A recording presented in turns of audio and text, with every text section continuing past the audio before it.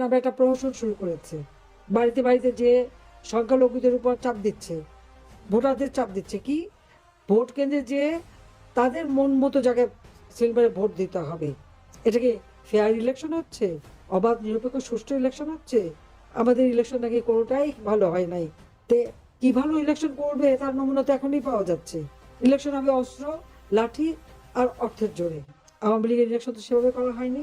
যে ইলেকশন নিয়ে যত কথা বলছে একটাও তো বের করতে পারেনি যে কি করেছে। বলে হ্যাঁ দিনের ভোট কি রাতে করেছে। দিনের ভোট রাতে করেছে, তার ইউনূস তো এখন দিনের ভোট দিনে আগেই করে ফেলে দিচ্ছে।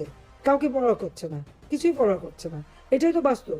তো ইউনূসের কোনো অধিকার নেই বাংলাদেশ আওয়ামী লীগকে সে মানে ব্যান করতে পারে, এটা নিষিদ্ধ করবার কোনো অধিকার তার নাই।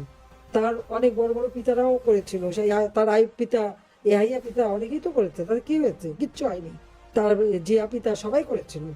আওয়ামী লীগ আওয়ামী লীগই, আওয়ামী লীগ আছে, আওয়ামী লীগ থাকবে, আওয়ামী লীগ আবার আসবে, বাংলাদেশকে আবার উন্নত করবে। এই শক্তি নিয়ে সবাইকে দাঁড়াতে হবে।